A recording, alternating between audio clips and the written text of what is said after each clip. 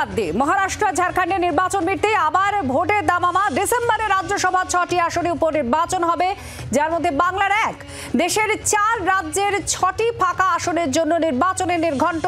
রাজ্যসভা ভোটের নির্ঘণ্ট প্রকাশ করে বিজ্ঞপ্তি নির্বাচন কমিশনের। বিজ্ঞপ্তি অনুযায়ী মনোনয়ন পেশ করা যাবে 10ই ডিসেম্বর পর্যন্ত।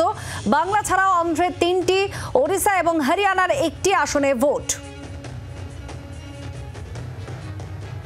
রাজ্যসভার ভোটের নির্ঘণ্ট প্রকাশ করে বিজ্ঞপ্তি নির্বাচন কমিশনের। বিজ্ঞপ্তি অনুযায়ী মনোনয়ন পেশ করা যাবে 10ই ডিসেম্বর পর্যন্ত।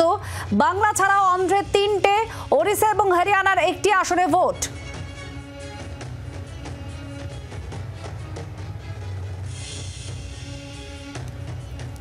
প্রবীর চক্রবর্তী আমাদের প্রতিনিধি আছেন আমাদের সঙ্গে। প্রবীর, আবার ভোট, যেখানে রাজ্যেও একটি আসনে ভোট বলে জানা যাচ্ছে, কি খবর, কি বিজ্ঞপ্তিতে বলা হয়েছে? দেখো, রাজ্যসভার অনেক দেশ জুড়ে 6 থেকে 7টা আসনে রাজ্যসভা নির্বাচনের বিজ্ঞপ্তি জারি হয়েছে। সেখানে দেখা যাচ্ছে যে 20 ডিসেম্বর রাজ্যসভার ভোট। পশ্চিমবঙ্গে 1টি আসনে ভোট রয়েছে। তৃণমূলের সাংসদ জহর সরকার, তিনি 19শে সেপ্টেম্বর রিজাইন দিয়েছিলেন, তিনি ইস্তফা দিয়েছিলেন এবং কারণ তাৎপর্যপূর্ণ ছিল। সেই সময় দাঁড়িয়ে আরজি করের প্রতিবাদ করে তিনি তৃণমূল কংগ্রেসের সাংসদ পদ থেকে ইস্তফা দিয়েছিলেন এবং তাই সেই জায়গাটা ফাঁকা হয়েছে।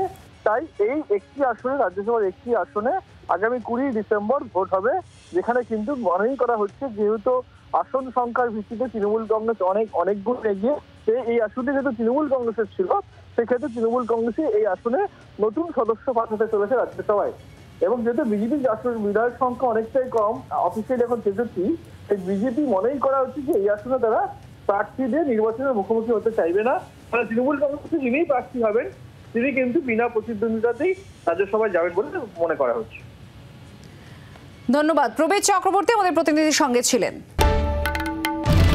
বাংলার আওয়াজ, বাঙালির আবেগ, জি 24 ঘন্টা।